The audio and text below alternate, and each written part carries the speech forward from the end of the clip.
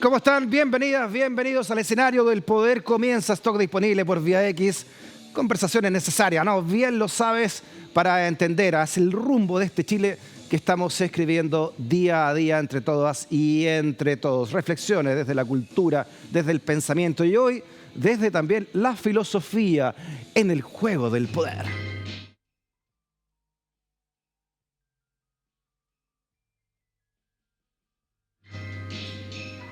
Con música de Succession, ¿no? Para los que nos escuchan en YouTube, tenemos que contarle que tenemos Succession.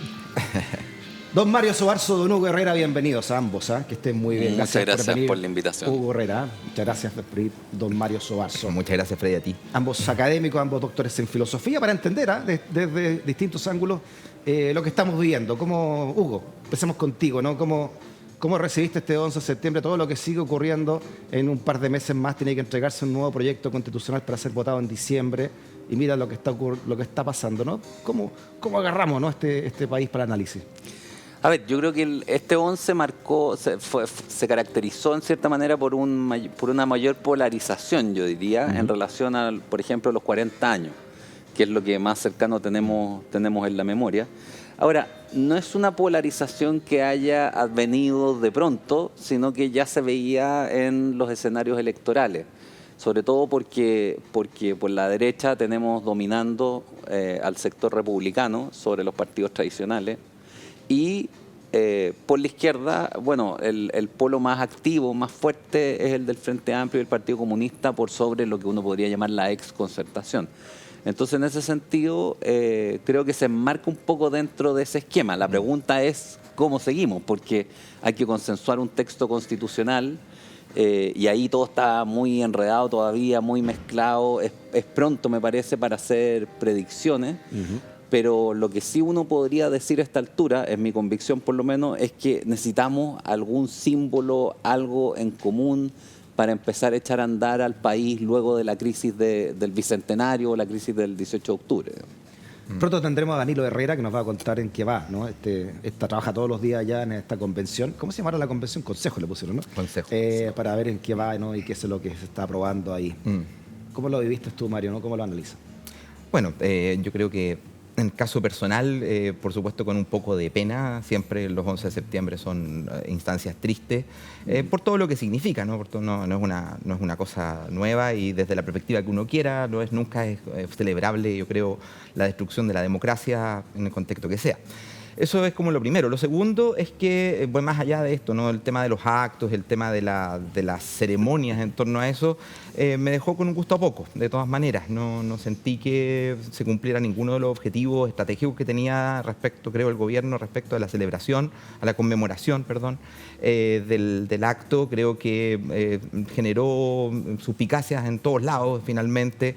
Descolocó a la derecha, que se terminó saliendo también del apoyo. Por lo tanto, no sé si hay algún objetivo estratégico logrado más allá del hecho de reafirmarse, lo que se llama en la lingüística el carácter apofántico del lenguaje, ¿no? Reafirmar a aquellos que ya están de acuerdo con uno mismo y que repiten el mismo discurso. Y que en alguna medida se vio en el hecho de, bueno, el rol de la familia Allende, relevándose a sí misma también respecto de lo que fue lo que ocurrió en postdictadura.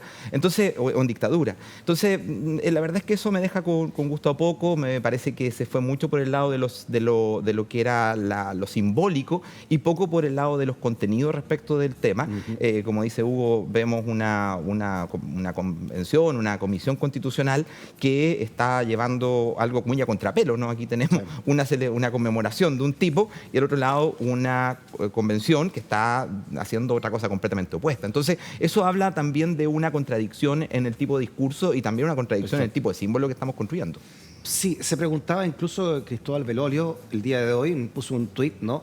¿Qué es lo que había cambiado en 10 años? A propósito también de lo que ustedes están hablando, ¿no? Y Cristóbal ponía este tuit, ¿no? Que dice que para los 40 años del golpe, hace 10 años, ¿no? Firmamos una carta con varias figuras del entonces joven derecha liberal. El rechazo de cualquier ruptura violenta de la democracia fue un consenso central. Veo una diferencia importante, dice Cristóbal Belolio, con lo que manifiestan los líderes de la derecha 10 años después. Claro, ahí está. Y en la Junta, ¿no? Esta nota de hace 10 años, cuando eran todos estos sub 40 de la derecha liberal o derecha democrática, y ahora muchos de ellos, dice Cristóbal, han cambiado varios, ¿no? Entre ellos ahí yo veo a Hernán Larraín Mate de Bópoli y Max Coloro lo veo también ahí, el penúltimo, también un columnista muy asiduo en estos diarios. Claro, hace 10 años de ese Cristóbal, ha cambiado tú también como parte de esta derecha liberal, Hugo. ¿Cómo sientes este cambio? Sí, ¿Cómo mira, se vive adentro? yo para ser optimista diría lo siguiente. Al menos me parece que todos los sectores coincidieron en que los derechos humanos no se tocan nunca. O sea, que los derechos humanos básicos y la dignidad humana es intangible. Y eso, si es por sacar un aspecto positivo, creo que se mantuvo en esta declaración. Lo que me pareció menos logrado es la discusión en torno a las causas del 11 de septiembre, a la eventual posición que pudieran haber tenido los sectores. Porque, mira, ahí a mí me pasa algo que es complicado, porque tú puedes condenar violaciones a los derechos humanos y a la dictadura se la puede condenar en serio por eso, porque hizo violaciones sistemáticas a los derechos humanos. Pero cuando tú te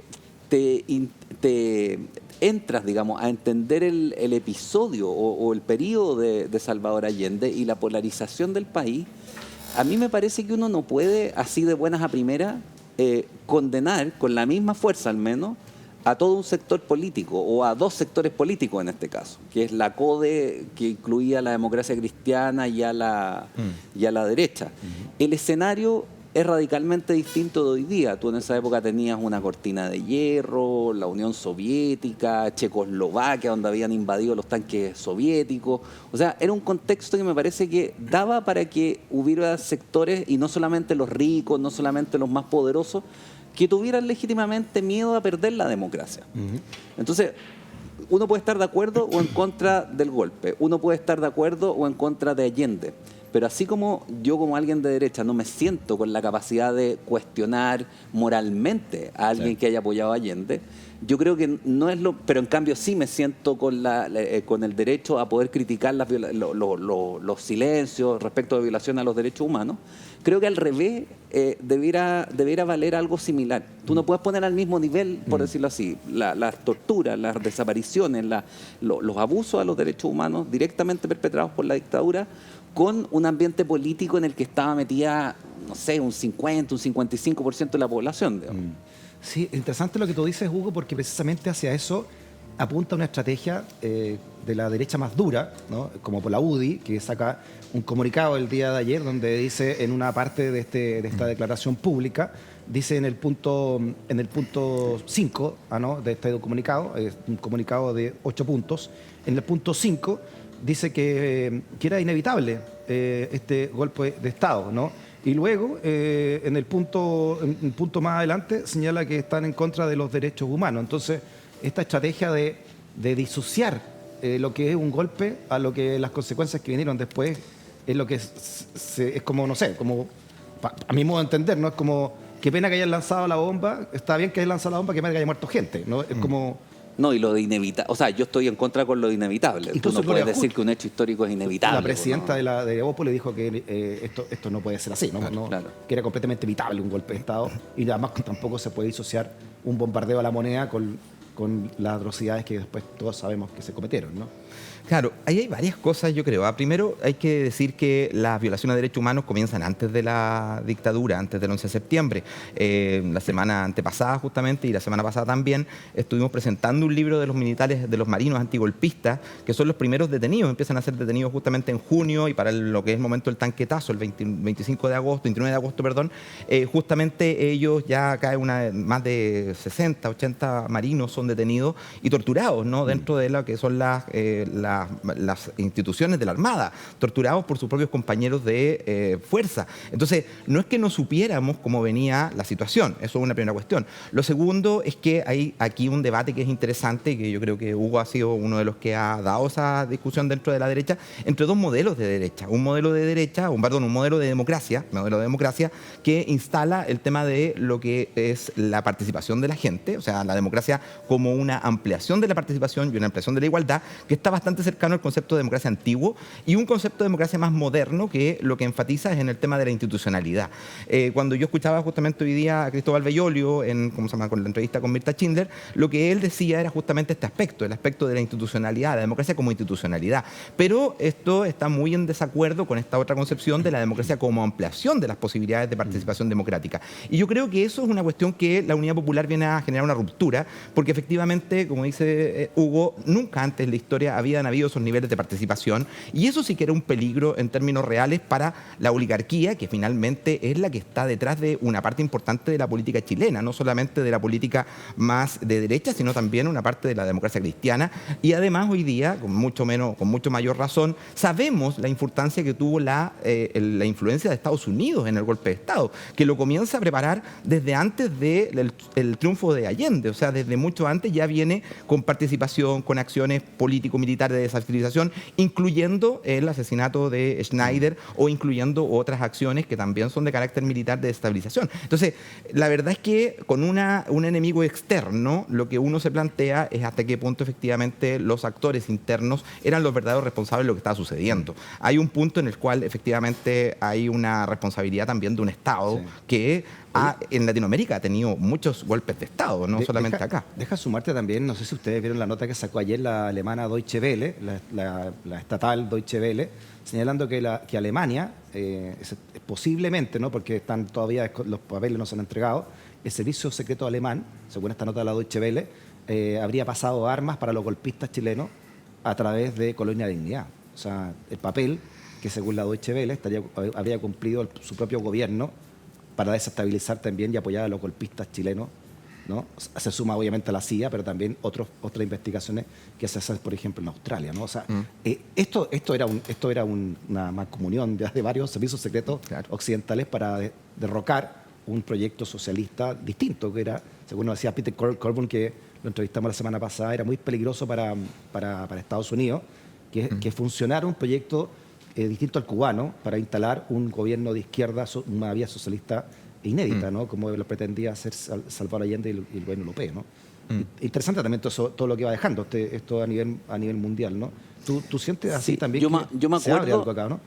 Yo me acuerdo que cuando estuve haciendo el doctorado en Alemania, un profesor que colaboró harto con Chile en la parte de la declaración, o sea, en la parte de derechos humanos de la Constitución del 80, me contó que esto que se hablaba, que la CIA había financiado a la democracia cristiana sobre todo y a la derecha también, al Mercurio, qué sé yo, había que complementarlo porque gran parte de los fondos provenían de agrupaciones de la sociedad civil Alemania occidental, alemana occidental. O sea, no es tanto como que la CIA hubiera abierto su billetera y directamente hubiera puesto, sino que había una pasada de fondos desde Alemania. Ahora, más allá de que uno pueda verificar esa información, yo creo que, claro, hay que poner en el papel o relevar, digamos, que Chile es puesto por primera vez durante el gobierno de Allende en la escena política mundial o en la escena geopolítica mundial. Y en ese sentido había un entendimiento tácito entre Estados Unidos y la Unión Soviética, así como estaba el entendimiento básico de no tirar bombas atómicas en el otro país ni en algún tercer país. Estaba que el hemisferio occidental pertenecía a Estados Unidos y el hemisferio oriental a la Unión Soviética y su esfera de influencia. Y así como los chinos y los soviéticos nunca aceptaron que los norteamericanos mediaran, digamos, en el conflicto vietnamita entre los franceses y los independentistas, así también se entendía que Estados Unidos no iba a permitir un gobierno socialista en Chile, más allá de los matices, más allá de las novedades. Y en ese sentido, me parece que Allende busca el apoyo de la Unión Soviética, no lo consigue, y de ahí, de alguna manera, es de donde viene la alianza con Castro. Allende viaja, de hecho, a la Unión Soviética. Claro, ¿no? Claro, y le dan un préstamo importante, qué sé yo, le dan recursos, pero no le dan el que no lo van a tocar, digamos. Eso no se lo garantizan, ¿sabes? Porque los soviéticos estaban en condiciones de hacer eso, eran una superpotencia. Y no lo hacen, y creo que ahí se juega un poco el destino del gobierno de Allende, más allá de toda la trama interna, digamos, más allá de los personajes aquí. pero en la geopolítica universal de la época, por decirlo así, no estaba la idea de tener un enclave en un país con mayor, si se quiere, mayor prestancia, mayor prestigio incluso en su democracia que lo que tenía, por ejemplo, Cuba en la época. Bueno, a propósito de eso, Fidel Castro se quejaba, ¿no? En entrevista, pero también en su memoria, de que el acuerdo entre Estados Unidos por la crisis de los misiles y Unión Soviética, o sea, el acuerdo entre Khrushchev por un lado y Kennedy por el otro, se hizo a espaldas de Cuba. Claro. Entonces Cuba no alcanzó a pedir que, por ejemplo, salieran los estadounidenses de Guantánamo. A los soviéticos no les interesó eso, ¿no? Se vivía también ese mundo así como tú decís, esto es para ustedes y esto es para nosotros, ¿no? Sí, hay varias cosas. Por una parte, porque además creo que Hugo pone un tema que es re interesante, que es esta disociación que hay entre el ámbito de la geopolítica y el ámbito ideológico. Yo no creo que sean exactamente lo mismo. ¿Por qué? Porque el conflicto geopolítico, si hubiera sido así, se hubiera terminado, por ejemplo, cuando es que cae la Unión Soviética y cuando aparece la Rusia actual. Y sin embargo vemos que la OTAN sigue existiendo, que la OTAN sigue pensando justamente en su principal enemigo, la Rusia, etcétera. Por lo tanto, lo cierto es que pareciera que en términos geopolíticos no podemos cargarlo con el tema de lo que es la ideología. Y un ejemplo de esto es China, ¿no? Que no se fue de Chile después del golpe, siguió comerciando con Pinochet. Al contrario, aumentó su participación económica en Chile. Entonces, no es verdad que la geopolítica y el ámbito ideológico sean coincidentes. Ahora, que tendió a coincidir efectivamente en la década de los 70 por el alto nivel de polarización que había en la sociedad chilena, fundamentalmente, que fue lo que llevó a confundir estos aspectos geopolíticos con los aspectos ideológicos. Y que en algún punto hay que recordar que dentro de lo que era los que apoyaban a la Unidad Popular, en los cuales incluimos el MIR, ¿no? Que era una fuerza que no era parte de la Unidad Popular, pero que estaba en algún nivel de apoyo político, ¿no? En tratar de no hacerle olitas, etcétera, pero que tenían estrategias distintas respecto de los intereses internacionales, respecto de lo que era el mismo concepto de socialismo que estaba construyendo, etcétera. Pero como tú dices, estaba apartada de la... Por eso digo que es interesante el rol de Allende, y creo que es un rol que relevo el hecho, por ejemplo, que autores de la derecha estén hoy día reflexionando con respecto a él, porque si damos cuenta, algo que marca es que Allende era más que la Unidad Popular. Y la gente se sentía más allendista incluso que de la Unidad Popular. Y que cuando Allende moviliza a la gente es cuando efectivamente la gente sale a la calle. Y no deja de ser interesante que en el último discurso Allende no le habla a la Unidad Popular. Le habla al pueblo de Chile, le habla a los trabajadores, le habla a las mujeres, le habla a los jóvenes, le habla a los niños. Sí. Le dice a la gente lo que viene, etcétera, pero no a la Unidad Popular. Eso da cuenta, ¿no?, también de esta contradicción que se estaba viviendo internamente. Entonces, por supuesto que el problema del conflicto que llevó a la caída de la Unidad Popular tiene aspectos geopolíticos, tiene aspectos ideológicos, tiene aspectos nacionales donde hay contradicciones de fuerza al interior de las fuerzas que apoyaban a la Unidad Popular, y también tiene contradicciones en las fuerzas que estaban en contra de la Unidad Popular, porque hay que recordar que a pesar que la democracia cristiana incluso utilizó nuevamente gente de su propio partido para ir a espiar a otras personas esto salió nuevamente hace poco con un informe de la CIA que fue desclasificado, lo usaron para ir a espiar gente, Krauss, entre otros, ¿cierto?, a Alemania, etcétera, y lo que ocurría con la democracia cristiana en los países que estaban articulando, bueno, eso mismo ocurría también en las otras fuerzas. A propósito de democracia cristiana, ¿qué les parece este mea culpa que también en este contexto hace Alberto Undurraga, ¿no?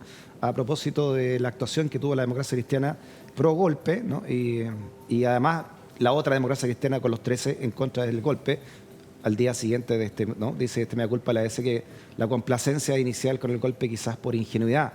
Dice Alberto Undurraga, el actual presidente del partido Profundización Cooperativa, que la reflexión que hizo a nombre del partido a 50 años de derrocamiento de Salvador Allende, pese a esa sombra, dice, fuimos los primeros en asumir la defensa de los derechos humanos y la recuperación de la democracia por la vía pacífica. Claro, recordar que había un grupo encabezado por Frei Montalva y Patricio Elwin, que señalaron que el golpe tenía que hacerse, lo justificaron para la prensa internacional, y luego había otro grupo que encabezado por Bernardo Leighton, que firmó una carta, la llamada Carta de los 13, donde al día prácticamente siguiente, el 12-13 de septiembre, estaban en contra de este golpe de Estado. ¿Qué importancia le ves tú a esta carta a la luz de los hechos de hoy? Yo creo que bueno, me parece adecuado para entender un poco el periodo que Elwin haya póstumamente publicado sus memorias respecto de la época. Porque yo diría, me puedo estar equivocando, pero diría que si la declaración fue de 13, y tú tienes las dirigencias de Eduardo Frei y de Patricio Aylwin del otro lado, que eran por lejos masivamente importantes en la democracia cristiana, lo que tú tienes es más bien un apoyo de la democracia cristiana al golpe. Eso tú lo puedes ver también, yo ahora último que he estado escribiendo sobre Góngora, en Góngora. Góngora le hace la crítica más fuerte a Pinochet el año 81, pero apoya el golpe. Y era muy cercano a la democracia cristiana. Lo que pasa es que nunca pensaron lo que Góngora, que ocurriría, digamos, que aparecería lo que Góngora llama la voluntad desenfrenada de prevalecer de Pinochet. O sea, esto se pensó en quienes lo apoyaron, a mí me parece, Aylwin, qué sé yo, Frei, como lo que se llama en teoría política una dictadura comisaria. En Roma, cuando había una gran crisis, emergía un dictador para solucionar la crisis, porque en la crisis uno tiene que mandar para organizar el asunto, pero ese dictador, superada la situación de crisis puntual, entregaba inmediatamente el poder a las autoridades normales. Ya. Y eso es lo que se pensó en Chile en su minuto. Por algo se habla de pronunciamiento y no de golpe, qué sé yo, pero bueno, al final se transformó en una dictadura de perpetua casi. Quería Pinochet incluso estar 8 años más después del 89. Yo creo que eso no se lo esperaron. Eso no se lo esperaron. Y me parece que nadie se lo habría podido esperar porque ni siquiera en la Junta se lo esperaban. Yo creo que los otros miembros de la Junta pensaban efectivamente que se iban a ir rotando el mando.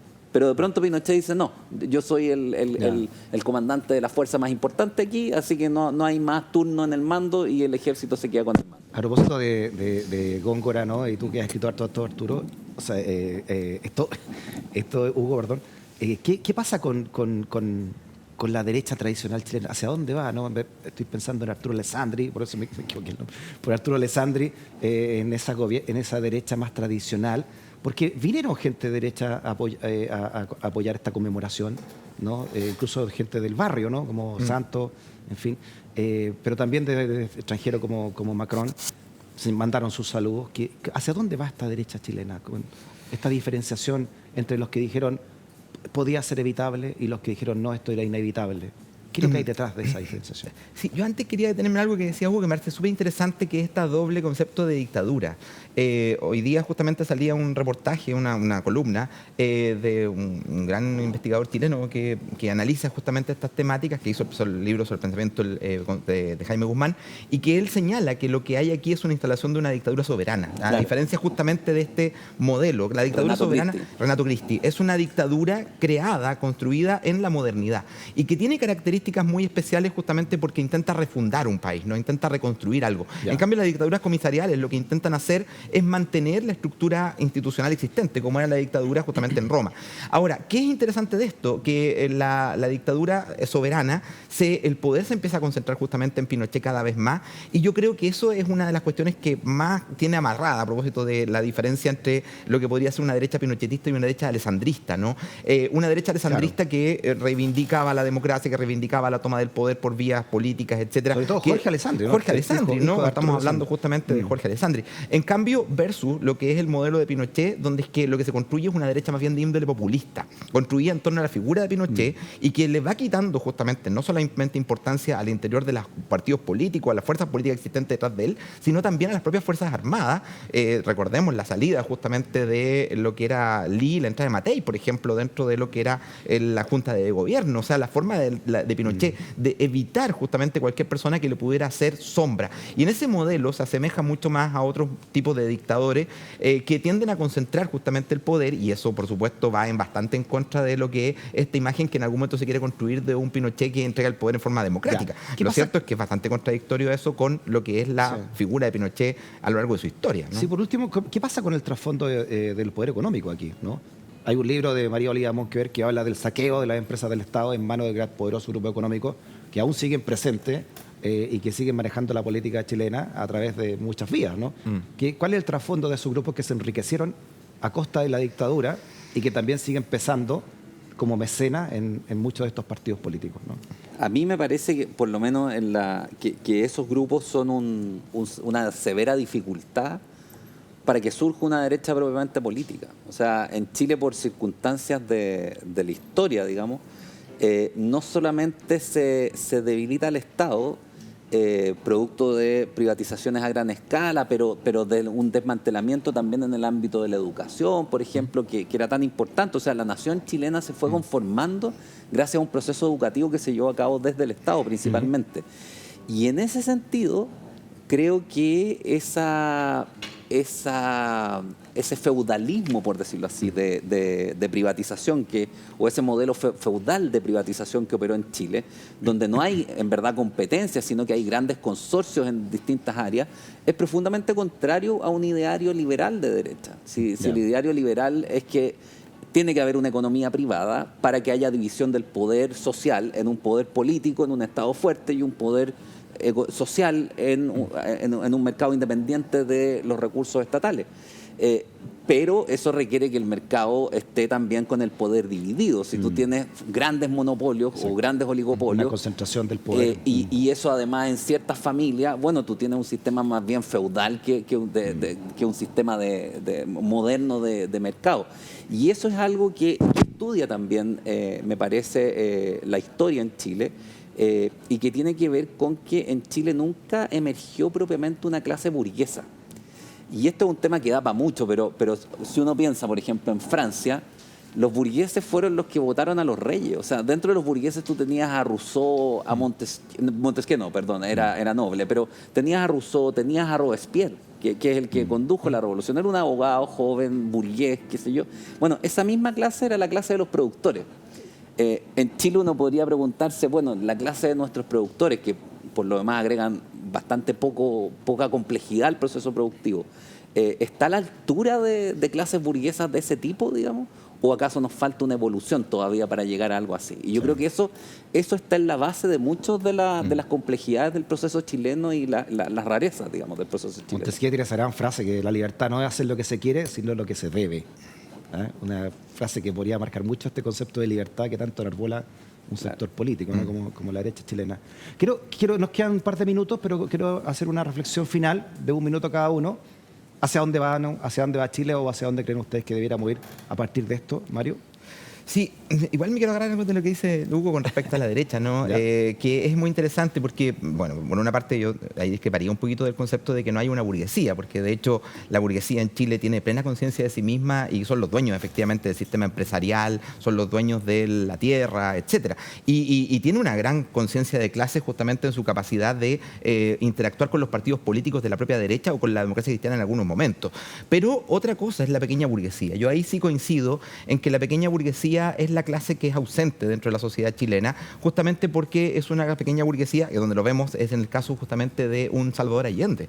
Allende es el gran ejemplo de una pequeña burguesía formado y en interacción con clases sociales distintas a ella, que lo van educando, ¿no? La importancia que tiene este obrero anarquista que educa justamente a Allende en la conciencia de clase. Bueno, ahí vemos, ¿no?, una construcción de una pequeña burguesía que es capaz de tomar banderas ideológicas distintas de los intereses económicos. Acá, desgraciadamente, la pequeña burguesía tiende a ocurrir que, producto de lo que significa la profesionalización, pasar por la universidad, rápidamente se integra a la gran burguesía y empieza a tomar las banderas de la gran burguesía en sus formas de representar el mundo, en su hábitus de clase, ¿no? Se empiezan a constituir desde la construcción de esta clase. Y yo creo que eso es lo que hoy día nosotros vemos una construcción donde es que no emerge una mirada popular. O sea, coincido justamente ahí con Hugo que hay una carencia del mundo popular que sea representado por alguien. Y no deja de ser interesante que las banderas más brutas, no disculpen, no es categoría moral de brutalidad, sino que más duras, no más así dichas sin ningún problema, las aborda justamente la ultraderecha. Y eso llega muy bien porque en el fondo representa muy bien esta rabia, esta sensación de desesperanza a la que nos ha ido llevando el orden político, ¿no? El orden político no está dando respuesta a los problemas materiales de la gente y lo vemos nuevamente en la nueva Constitución. El primer gran tema fue el rodeo. ¿Qué tiene que ver eso con la mayoría de la gente? Hugo, ¿qué reflexión te deja todo esto? A ver, yo creo que más allá de la coyuntura, a mí me preocupa, porque creo que es una de las bases del estallido de octubre, algo que no se menciona nunca, porque, y ahí diría más que burguesía alta, también uno podría llamarla oligarquía, porque hay una pertenencia social cerrada, por decirlo así, es difícil penetrarla desde fuera. Hay una falta de conciencia territorial de la oligarquía santiaguina. La oligarquía santiaguina vive en barrios segregados, la izquierda y la derecha, cada uno en sus barrios, digamos, uno en barrios gentrificados y otro en barrios más antiguos, pero barrios propios al fin y al cabo, segregadas. Y se van de veraneo cada uno en su estilo, algunas al sudeste, otros a los balnearios de Cachagua, Zapallar, qué sé yo, o a los campos que tienen, pero no pueden tener contacto. Ese régimen territorial te impide el contacto paisano, cotidiano, que uno tiene, por ejemplo, como aquí se dice, en provincia. O sea, cuando uno camina por la costanera en Viña, en Valparaíso, tú te encuentras con todo tipo de gente en igualdad de condiciones y nadie se puede sentir discriminado ahí, ni un rico ni un pobre. Están todos caminando en igualdad de condiciones. Yo me pregunto, ¿dónde diablos se produce ese fenómeno aquí en Santiago? No se produce. Tú no tienes un lugar de convivencia así entre todos los sectores. De hecho, el poder tiene un territorio. Por supuesto. Aquí el poder tiene un territorio. Entonces, mientras tú no rompas eso, van a tener élites desarraigadas respecto de los gobernados. Entonces no van a poder producir ese contacto paisano que se requiere para tener un pueblo ligado a sus élites e instituciones. Don Hugo Herrera, don Mario Sobarzo, siempre es un agrado hablar con ustedes sobre el Chile que estamos construyendo en este living ciudadano. Muchas gracias. Muchas gracias a ti. Muchas gracias. Hugo. Gracias, Mario. Hacemos una pausa y a propósito de lo que estamos hablando, ¿qué pasa con el proyecto constitucional? ¿Hacia dónde va? El rodeo se decretó como deporte nacional. Yo hubiese preferido la payaya, digamos, ¿no? Pero bueno, todo eso lo hablamos con Danilo Herrera, que ha estado día a día ahí en esta hora llamado Consejo Constitucional. Consejo, no convención. Una pausa y volvemos.